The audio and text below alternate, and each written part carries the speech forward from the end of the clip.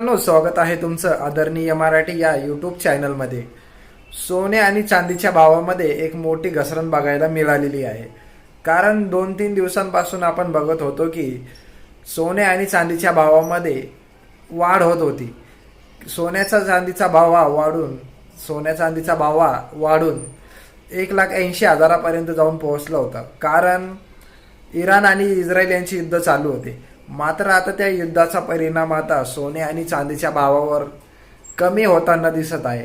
कारण हा भाव जसा जसा वाढत होता तसं गरीब जनतेमध्ये, महाराष्ट्राच्या किंवा भारताच्या जनतेच्या मनामध्ये असं वाटत होतं की आता सोनं किंवा चांदी खरेदी करणं आपलं काम राहिलेलं नाहीये, ते फक्त श्रीमंत लोकच करू शकता।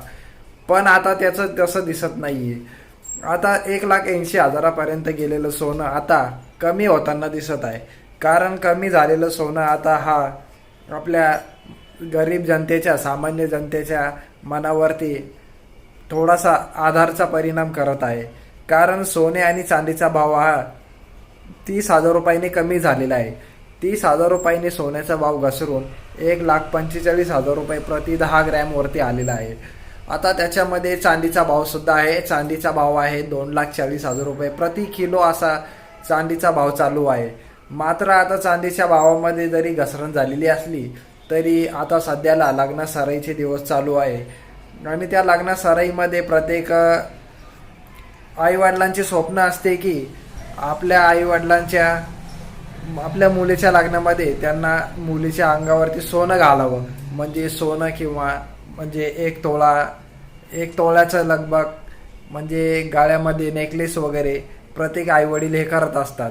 काही गुंतवणुकीसाठी सुद्धा पैसे करत असतात, पण मात्र गुंतवणूकदारांसाठी सुद्धा आणि त्या आई वडिलांसाठी सुद्धा ज्यांच्या मुलीचं लग्न आहे किंवा ज्यांना दागिने वगैरे खरेदी करायची, काहींना सोनं अंगावरती सोनं घालणं हे त्यांची आवड असते, त्यांच्यासाठी सुद्धा आता एक चांगली बातमी आलेली आहे।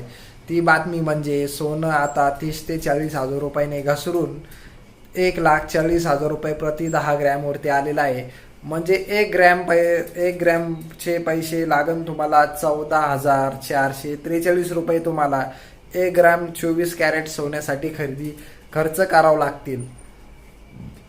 मित्रांनो, हे होते आजचे सोने आणि चांदीचे भाव।